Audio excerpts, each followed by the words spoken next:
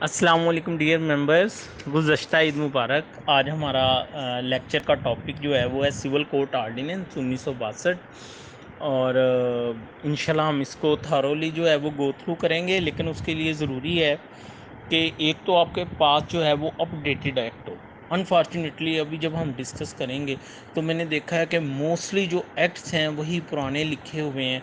अभी जब मैं बताऊंगा कि पिक्यूनरी जुरिडिक्शन क्या है या इसमें क्या क्या अमेंडमेंट आई हैं, तो जब आप उसको अपने उससे कंपेयर करेंगे तो आपको पता चलेगा कि बहुत सारी जो है वो पुराना लॉ ही उन्होंने बाजारी बुक्स की तरह छाप दिया है। तो आपने लेक्चर को जो है वो ध्यान से सुनना है और जो जो अमेंडमेंट्स मैं आपको कहूँगा आपने अपना भी जो एक्ट है उसको जो है वो अपडेट करते चले जाना है। ठीक है, इसके लिए मैंने आपको एक वेबसाइट बताई हुई है जहाँ से हम अपडेटेड लॉ जो है उसको डाउनलोड कर सकते हैं। अगर नहीं कर सकते, जो हमारी गूगल ड्राइव है उसके ऊपर मैंने जो है वो मैं अपलोड कर दूंगा। आप प्लीज़ उस लॉ को डाउनलोड करके तो उसको भी अपने स्टैचू से कंपेयर कर सकते हैं ताकि आपको पता चले कि क्या क्या उसमें जो है वो मिस्टेक्स हैं। अच्छा, गूगल ड्राइव से मुझे याद आया, देखें और लोग नहीं ऐड हो सकते फोरम में। उसकी वजह यह है कि 256 की लिमिट होती है, 3 ग्रुप पहले बन चुके हैं। तो मैंने आप लोगों से एक रिक्वेस्ट की थी कि जो भी लेक्चर हो उसको मैक्सिमम आगे फॉरवर्ड करें, या वो जो गूगल ड्राइव वाला लिंक है वो एक मैसेज बना हुआ है उसको बकिया फोरम पे बकिया लोगों को सेंड करें ताकि वो वहाँ से डाटा कम अज़ कम डाउनलोड कर लें। क्योंकि जब मुझे कोई कहता है जी कि मुझे तो आज तक कुछ मिला ही नहीं है, तो वो बड़ा तकलीफ दे मोमेंट होता है। तो आप लोग इसको जो है ना अपनी ड्यूटी समझ के किया करें कि जो भी मटेरियल आपको मिलता है वो आपने आगे फॉरवर्ड करना आपका फ़र्ज़ है। और अगर आप नहीं करेंगे तो वो आपका और अल्लाह ताला का मामला है, वो फिर एक मेलाफाइड ही आ जाती है। अगर देखें, अगर मैं नहीं कंसील कर रहा कुछ आपसे तो आप क्यों करेंगे? आप भी उसको जो हकदार है उस तक उसको जो है वो आप पहुंचाएंगे। नहीं जी, हम इसको जो सिविल कोर्ट आर्डिनेंस इसको शुरू करते हैं। अच्छा, एक और चीज़, इसके साथ आप जो वॉल्यूम 1 है high court rules and order, बेशक वो आपके सिलेबस में नहीं है लेकिन उसके भी कुछ सेक्शन जो हैं वो रेलिवेंट हैं, रूल्स रेलिवेंट है, तो वो आप बेशक सॉफ्ट फॉर्म में वो भी मैं अपलोड कर दूंगा। ठीक है, सारे स्टैचू में अपलोड कर दूंगा, आप वहाँ से उसको भी डाउनलोड कर सकते हैं कि अगर कहीं पे उसका रेफरेंस आता है या अगर आप पेपर में वो रेफरेंस दे सकते हैं तो आप उसको जो है वो रेफरेंस को जो है वो ज़रूर आप उसके अंदर जो है वो मेंशन करें। अच्छा, अब सबसे पहली बात जो जहन में आती है वो ये है कि सिविल कोर्ट ऑर्डिनेंस है क्या। देखिए, मेरी एक बात सुने, एक क्लर्क और एक लॉयर में फ़र्क क्या होता है? क्लर्क को ये पता होता है कि ये काम मैं ऐसे ऐसे करूँगा तो हो जाएगा, लेकिन उसको ये नहीं पता होता कि इसके पीछे फोर्स क्या है, इसके पीछे लॉ क्या है। एक लॉयर ये होता है, वो होता है कामयाब लॉयर जो वो होता है जिसको ना सिर्फ ये पता हो प्रोसीजर का जो कि क्लर्क को पता है वो भी पता हो, प्लस उसको पता हो कि इसके पीछे फोर्स क्या है। यकीन जाने कोर्ट में कोई एक ऐसा एक्ट नहीं होता जिसके पीछे कोई ना कोई लॉ होता है। ठीक है, तो अगर जिस जिस लॉयर को ये समझ आ जाए कि ये काम जो कोर्ट में रूटीन में हो रहा है इसके पीछे लॉ क्या है, यकीन जाने वो कामयाब वकील, वो कोई भी कंपटीशन का एग्ज़ाम वो कुछ भी कर सकता है। तो आप भी अगर कोर्ट में प्रैक्टिस करते हैं या हर चीज़ के ऊपर जुडिशल माइंड अप्लाई करते हुए ये सोचा करें कि अगर कोर्ट में ये समन हो रहा है, अगर कोर्ट साइन कर रही है तो ये कोर्ट किस लॉ के तहत कर रही है। जिस दिन आपको ये पता चल गया कि कोर्ट में कौन सा काम किस लॉ के तहत हो रहा है, यकीन जाने समझे कि आप उस दिन परफेक्ट हो गए। उस दिन आप जो है वो एक यानी एक्सपर्ट हो गए आप जो है वो अपनी फील्ड में। इसी तरह मैं आपके सामने क्वेश्चन रखता हूँ, ये सिविल जज कैसे आ जाते हैं, ये डिस्ट्रिक्ट जज जो हैं ये कैसे अपॉइंट हो जाते हैं, इनके अपॉइंटमेंट का जो है वो क्राइटेरिया क्या होता है, ये कैसे एक सीनियर सिविल जज जो है वो मार्किंग कर देता है, कैसे एक फैमिली जज को जो है वो काम पहुंच जाता है, कैसे एक डिस्ट्रिक्ट जज जो है वो केस एक जगह से दूसरी जगह पर ट्रांसफ़र कर देता है। तो ये मैंने जितने भी क्वेश्चन आपके सामने रखे, ये जितने भी एडमिनिस्ट्रेटिव मैटर्स हैं, ये सारे के सारे जो सिविल कोर्ट ऑर्डिनेंस है वो उसके साथ डील करता है। आज जब हम इसको डेप्थ में पढ़ेंगे और मैं अपना एक्सपीरियंस शेयर करूंगा और आपको प्रैक्टिकली लेके चलूंगा तो इंशाल्लाह फिर आपका जो है ना ये क्लियर हो जाएगा सब कुछ।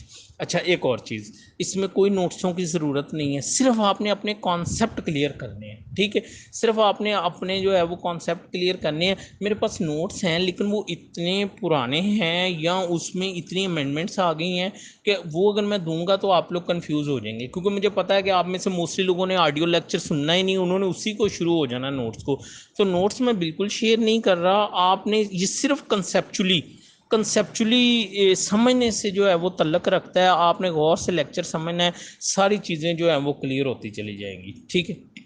अच्छा, सिविल कोर्ट ऑर्डिनेंस से पहले ये इश्यूज, ये डिस्प्यूट अराइज हुए कि भाई कौन सी पावर एडिशनल सेशन जज की है, कौन सी पावर डिस्ट्रिक्ट जज साहब की है, कौन सी पावर सिविल जज साहब की है, और अगर एक डिस्ट्रिक्ट जज की पावर है तो वो सिविल जज कैसे एक्सरसाइज कर रहा है, इसकी टेरिटोरियल लिमिट कैसे डिटरमिन होगी।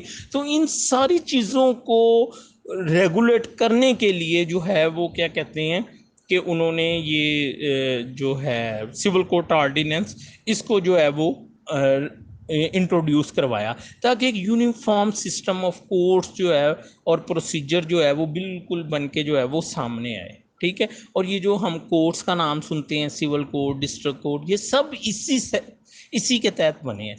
अच्छा जी, अब हम आगे चलते हैं, ठीक है। मैंने प्रियम्बल आपको बता दिया इसका कि the object of this ordinance is to serve a uniform system of courts and procedure throughout the province, and it's also aim is to remove any ambiguity if previously existed. तो ये इसका जो था वो theme था इसका। अच्छा, एक और चीज़, आप जब भी मेरा कोई लेक्चर सुनते हैं, आपको कोई भी चीज़ जो मैं बोलता हूँ आपको मुनासिब लगती है, एक कॉपी पेन से लेके बैठा करें, उसके ऊपर उसको एज इट इज़ बेशक रिपीट करके उसको उसके ऊपर जो है वो डाउनलोड यानी लिख लिया करें। वो फिर आपके नोट्स जो हैं वो फिर आपको भूलते नहीं है, फिर लेक्चर आपको दोबारा जो है वो सुनने की जो है वो ज़रूरत नहीं रहेगी। तो अभी जैसे मैंने इसका ऑब्जेक्ट एंड पर्पस बोला, तो आप उसको दोबारा सुन के एक पेज के ऊपर जो है आप उसको डाउनलोड कर सकते हैं। अच्छा जी, अब हम थोड़ा सा आगे चलते हैं। इसका जो, अच्छा, जैसे मैंने आपको बताया एक बेर एक्ट पढ़ने का तरीका, सबसे पहले इंडेक्स के ऊपर जाना है। इंडेक्स में गए, इसमें देखा टोटल 4 चैप्टर हैं, इसके 27 सेक्शन है। अब आपने साथ के साथ इंडेक्स बनाते जाना है, विद नेम, चैप्टर का नाम, सेक्शंस का टाइटल लिखते चले जाना है, और साथ के साथ आपने उसको पढ़ते जाना है। एक सेक्शन पढ़ा, इंडेक्स देखा, 2 सेक्शन पढ़े, इंडेक्स देखा, 3 सेक्शन पढ़े, इंडेक्स देखा। आप देखिएगा जब आप पूरा वो पढ़ लेंगे तो आपको सारे का सारा याद हो जाएगा, आपको एक स्कीम याद हो जाएगी, आपको एक चैप्टर याद हो जाएगा, फिर वो आपको जल्दी नहीं भूलने लगा, फिर आपको वो कभी भी जल्दी जो है वो नहीं भूलेगा। अच्छा जी, इसमें जो सबसे पहला जो है वो मैंने प्रियम्बल के बारे में आपको बताया, इसका ऑब्जेक्ट एंड पर्पस बताया। अब जो सेक्शन 1 है इसका, जो सिविल कोर्ट ऑर्डिनेंस का है, वो है शॉर्ट टाइटल, कमेंसमेंट और एक्सटेंट एंड कमेंसमेंट। अच्छा, मेरी बात सुने, मैंने देखा है अभी भी बुक्स में वेस्ट पाकिस्तान लिखा हुआ है। नो, अब ये पंजाब हो गया। अब पहले ये वेस्ट पाकिस्तान को डील करता था, अब उन्होंने इसको Punjab civil court ordinance declare कर दिया, और ये सिर्फ अब इसकी जो है वो टेरिटोरियल जुरिडिक्शन सिर्फ पंजाब है। पहले वेस्ट पाकिस्तान की तरफ से की वजह से, आप अगर इसका सब सेक्शन 2 देखें तो आपकी पुरानी बुक्स में लिखा होगा एक्सेप्ट ट्राइबल एरियाज, लेकिन चूंकि अब वो है ही सिर्फ पंजाब, तो उन्होंने वो ट्राइबल एरिया का वर्ड भी जो है वो इसमें से निकाल दिया है। तो ये चीज़ बड़ी इंपॉर्टेंट है। अगर पुरानी बुक्स हैं, आपने पेपर में कभी किसी सूरत में भी वेस्ट पाकिस्तान नहीं लिख के आना, आपने पंजाब लिख के आना है, ठीक है। अच्छा जी, उसके बाद ये पूरे पंजाब में जो है वो एप्लीकेबल है। ये सेक्शन 1 था, ये इतना इम्पोर्टेंट नहीं है, लेकिन चूंकि हमने थारोली पढ़ना है इसलिए मैं आपको जो है वो बताता चला जाऊँगा। दूसरा जो सेक्शन है वो है इंटरप्रिटेशन क्लास। इसमें सबसे पहले वर्ड है गवर्नमेंट। अच्छा, government mean government of Punjab. देखें, अगर आपके पास पुराना लॉ है तो उसमें प्रोविंशियल गवर्नमेंट लिखा होगा, क्योंकि वो बहुत सारे सूबे कवर करता था। लेकिन अब अगर आपके पास नया लॉ है तो उसमें गवर्नमेंट ऑफ पंजाब लिखा होगा, तो ये इसमें जो है वो अमेंडमेंट आ गई। इसी तरह गवर्नमेंट की डेफिनेशन है गवर्नमेंट ऑफ पंजाब। उसके बाद हाई कोर्ट की डेफिनेशन है, अगर प्रीवियस लिखेंगे तो high court of that province, लेकिन अब अगर लेटेस्ट देखेंगे, चूंकि पंजाब है तो इसमें लिखा हुआ है लाहौर हाई कोर्ट लाहौर, तो हमने इसको लाहौर हाई कोर्ट लाहौर जो है वो पढ़ना है, ठीक है। अच्छा जी, उसके बाद इसमें ये लैंड की डेफिनेशन, लैंड सूट, बेसिकली ये रिलेटेड सेक्शन ओमिटेड हो गए हैं, तो लिहाजा इनको जो है ना लैंड सूट, प्रिस्क्राइब, इसको आप छोड़ दें। अच्छा, small cause mean a suit or claim cognizable by a court established under the small claim and minor offences court ordinance। देखें, अगर आपके पास पुराना लॉ है तो उसके अंदर लिखा होगा under the provincial small causes act 1887, तो वो तो 2002 में रिपील हो गया। तो स्मॉल काजेज की अब जो डेफिनेशन है वो ये वाली है, small cause mean a suit or claim cognizable by a court established under the small claims and minor offences court ordinance 2002। तो ये भी एक इसमें जो थी ये सिर्फ नॉलेज की हद तक है, ये इतना इम्पोर्टेंट नहीं है, ठीक है। अन क्लास सूट्स ये भी इसमें से निकाल दें। आगे value, value use with reference to the suit mean the amount और value of the subject matter of the suit. देखिए मेरी बात सुने, दो चीज़ें जो है ना वो हम सीपीसी में भी पढ़ आए हैं और वो दो चीज़ें यहाँ पे भी हमारे पीछे चलेंगी। वो है, एक है पेक्यूनियरी जुरिडिक्शन और दूसरा है टेरिटोरियल जुरिडिक्शन। देखें वो जो सीपीसी में हमने पढ़ा था पेक्यूनियरी जुरिडिक्शन या टेरिटोरियल जुरिडिक्शन, वो ये ज़रूर बताता था कि जी लोएस्ट ग्रेड में जाके आपने सिविल जज ऑफ लोएस्ट ग्रेड में जाके आपने जो है वो दावा दायर करना है, ठीक है। लेकिन वो पेक्यूनियरी जुरिडिक्शन नहीं बताता था, वो पेक्यूनियरी जुरिडिक्शन कंफर नहीं करता था, वो टेरिटोरियल जुरिडिक्शन नहीं कंफर करता था। वो सब्सटेंटिव लॉ उसके बारे में ज़रूर बताता था, टेरिटोरियल या पेक्यूनियरी जुरिडिक्शन के बारे में। लेकिन वो टेरिटोरियल जुरिडिक्शन कंफर कैसे होगी वो उसके बारे में बिल्कुल खामोश था। तो उसके लिए हम जो है वो इधर चलेंगे सिविल कोर्ट ऑर्डिनेंस में। तो अगर पेक्यूनियरी जुरिडिक्शन या टेरिटोरियल जुरिडिक्शन का आप कॉन्सेप्ट पढ़ रहे हैं सीपीसी में, तो सिविल कोर्ट ऑर्डिनेंस को ध्यान में रखें। और अगर सिविल कोर्ट ऑर्डिनेंस को आप पढ़ रहे हैं तो वो पेक्यूनियरी जुरिडिक्शन का जो है कॉन्सेप्ट वो आप ध्यान में रखें। अच्छा, हम वैल्यू की बात कर रहे थे, तो जब हम बात करेंगे पेक्यूनियरी जुरिडिक्शन की, तो वो with respect to the subject matter of that suit determine होना है। तो यहाँ पे उसने वैल्यू की जो डेफिनेशन की है, use with reference to the suit mean this amount और value of the subject matter of the suit. अब वो वैल्यू कैसे डिटरमन होनी है, ठीक है, सब्जेक्ट मैटर या उसको किस तरह से देखना है, वो सूट वैल्यूएशन एक्ट है, वो एक सेपरेट इशू है। लेकिन यहाँ पे आप सिर्फ ये ज़हन में रखें कि यहाँ पे वैल्यू का मकसद ये है कि पेक्यूनियरी जुरिडिक्शन जो है वो अगर डिटरमिन करनी है तो उसके लिए वो वैल्यू जो है उसका जो सब्जेक्ट मैटर है सूट का वो कहलाएगा, ठीक है। अब हम आगे चलते हैं।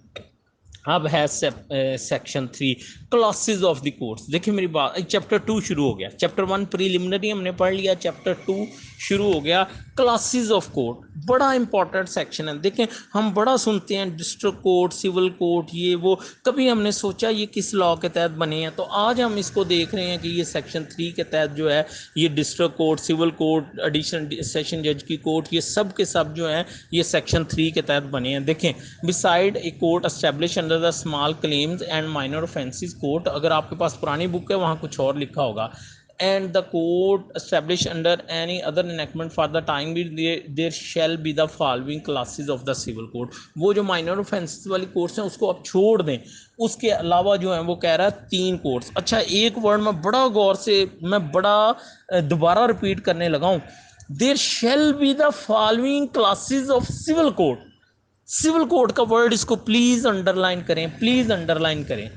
द कोर्ट ऑफ डिस्ट्रिक्ट जज, the court of additional district जज and the court of the civil जज। देखिए हम यूजुअली प्रैक्टिस में ये बोलते हैं कि ये डिस्ट्रिक्ट कोर्ट है और ये सिविल कोर्ट है, लेकिन यहाँ पे गौर करें सिविल कोर्ट के आगे 3 कोर्ट्स हैं, यानी civil court the court of district जज, यानी अगर बात होगी द कोर्ट ऑफ डिस्ट्रिक्ट जज तो वो एक सिविल कोर्ट है, the court of additional district जज तो वो सिविल कोर्ट है। तो अगर पेपर में वो आपसे क्वेश्चन पूछ ले, हाँ जी सिविल कोर्ट्स की जो है वो बताएं, उसकी क्लासेस बताएं, तो आपके जहन में सिर्फ सिविल कोर्ट ही नहीं रह जानी सिविल जजेस वाली, आपके जहन में फ़ौरन आना चाहिए कि सिविल कोर्ट में 3 है, द कोर्ट ऑफ डिस्ट्रिक्ट जज, the court of additional district जज, the court of the civil जज। अच्छा देखें पूरा नाम आपने लिखना है, पेपर में भी पूरा लिखना है, दी कोर्ट ऑफ डिस्ट्रिक्ट जज, दी कोर्ट ऑफ डिस्ट्रिक्ट जज, दी कोर्ट एडिशनल डिस्ट्रिक्ट जज, दी कोर्ट ऑफ द सिविल जज। तो कितनी क्लासेस हैं जी, माइनर ऑफेंसेस के अलावा 3 कोर्ट्स हैं उसकी, वो हमने जो है वो पढ़ लिए। होप आपको समझ आ गई। सिविल कोर्ट के वर्ड के ऊपर आपने जो है वो फोकस करना है। वो उसमें 3 किस्म की कोर्ट आती हैं, डिस्ट्रिक्ट जज की, एडिशनल डिस्ट्रिक्ट जज की और सिविल कोर्ट की। अब हम थोड़ा सा जो है वो आगे चलते हैं। ले जी, अब है civil district. For the purpose of the ordinance, the government may by notification divide the province into civil districts, fix the limits of such districts and determine the headquarter of each such district। देखिए हम बड़ा कहते हैं territorial jurisdiction, territorial limit एक court की जो है वो कंफर आगे जाके होंगी किसी सेक्शन के तहत, लेकिन फिलहाल वो क्या कहता है, वो कहता है पूरे पंजाब को जो है आप डिस्ट्रिक्ट्स में डिवाइड कर दें for the purpose of jurisdiction, territorial limit जो है, और वो किसका प्रीरोगेटिव है? गवर्नमेंट का है।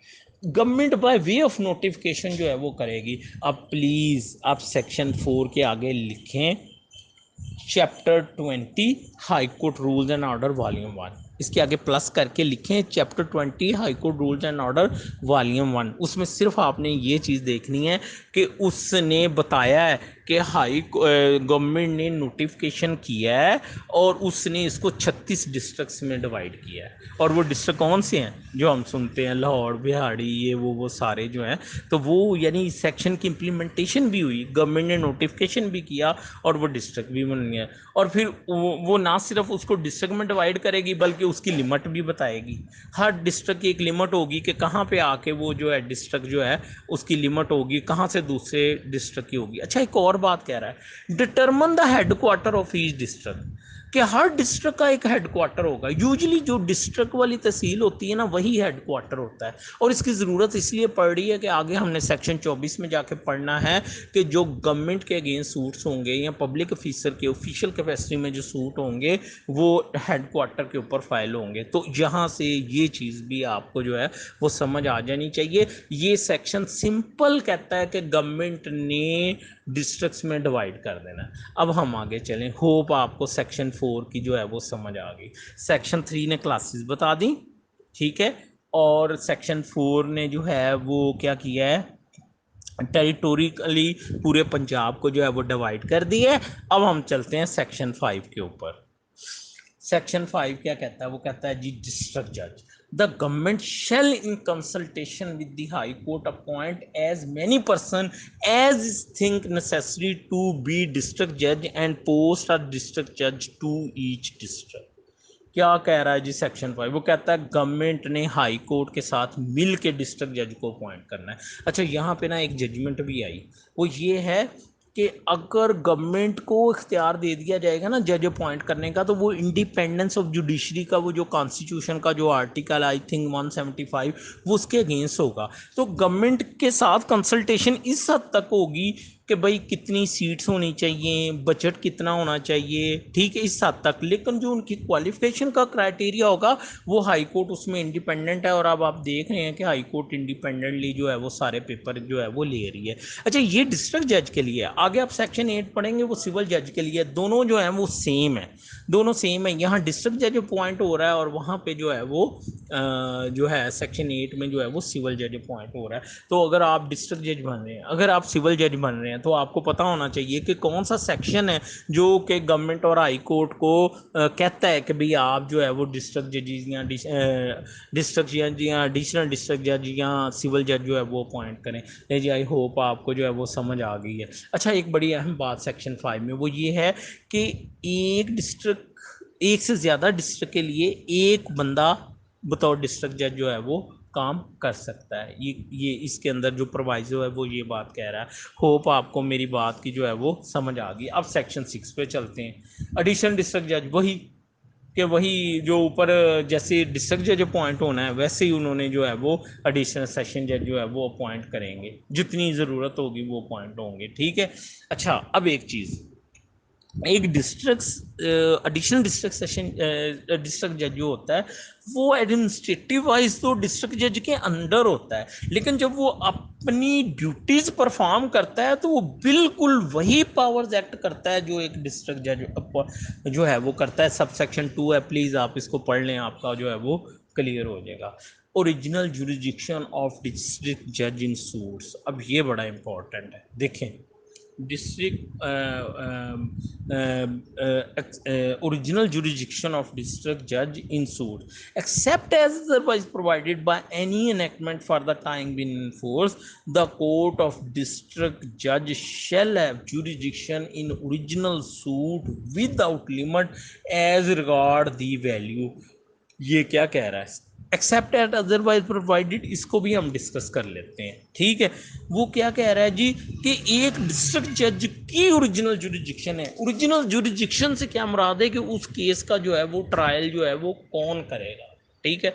तो फिर इसका मतलब है डिस्ट्रिक्ट जज कोई भी केस सुन सकता है, ठीक है। वो गार्डियन केस भी जो है वो सुन सकता है। अभी हम आगे चल के ये देखेंगे कि अगर वो सुन सकता है तो फिर ये कोर्ट्स कैसे हैं? वो हम आगे जाके देखेंगे कि वो पावर उसको जो है फिर उसके ऊपर जो है वो कंफर कर दी गई, वो उसको जो है वो सुन सकता है। अच्छा, यहाँ पे बार्स आएंगी। मसलन ये तो इसने कह दिया कि इसकी ओरिजिनल जुरिस्डिक्शन है, लेकिन अगर वो सेक्शन 15 है सीपीसी का और वो कहता है कि अगर कोई दावा है ऑर्डिनरी सूट जो है तो वो लोएस्ट ग्रेड में, मसलन फ़र्ज़ करें कि अगर सिविल जज की जुरिस्डिक्शन 10 लाख की और उसके सब्जेक्ट मैटर की वैल्यू